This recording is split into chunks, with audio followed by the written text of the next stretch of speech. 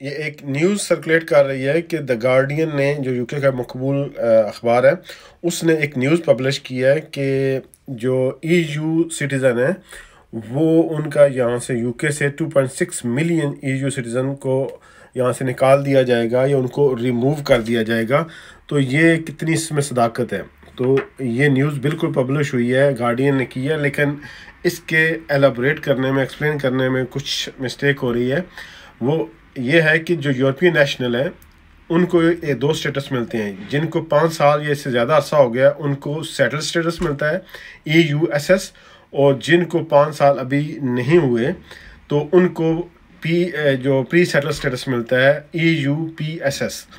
तो वो जो यूके के अंदर ऑलरेडी लोग हैं, 5.8 मिलियन लोगों को ऑलरेडी सेटल स्टेटस ग्रांट हो चुका है। जो 2.6 हैं इनके अंदर वो लोग हैं जिन्होंने एप्लीकेशन की हुई है, या तो अभी तक जवाब नहीं आया या फिर उनको प्री सेटल स्टेटस ग्रांट कर दिया गया है। जो प्री सेटल स्टेटस होता है वो नॉर्मली 5 ईयर्स के लिए दिया जाता है, और जब आपके पास वो लेटर आता है उस लेटर पे वो डेट मेंशन होती है कि आपका ये स्टेटस कब तक रहेगा। अगर आप उससे पहले क्वालिफाई करते हैं तो आप सेटल स्टेटस अप्लाई कर सकते हैं, आपको 5 साल पूरे हो जाते हैं।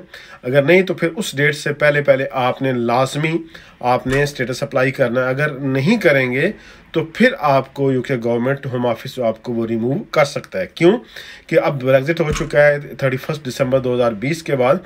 तो अब जो लोग उसके बाद यूके में आ रहे हैं तो उनका कोई जवाब नहीं बनता, वो नहीं सेटल हो सकते अनलेस कि उनके पास स्पॉन्सर लाइसेंस या उनका कोई फैमिली मेम्बर हो, तो वो डिफरेंट रूट पे जाके, लेकिन अपने राइट्स पे वो नहीं रह सकते। तो उनको वो यहाँ से निकाला जा सकता है अगर आप अपना प्री सेटल स्टेटस को सेटल स्टेटस में इंडेफिनिट में कन्वर्ट नहीं करते। तो उनके लिए ये बुरी न्यूज़ है। जो लोग नॉर्मल यहाँ रह रहे हैं, अपनी ज़िंदगी गुजार रहे हैं, काम कर रहे हैं, उनके लिए कोई ऐसा मसला नहीं है। जो न्यूज़ फैलाई जा रही है वो गलत है।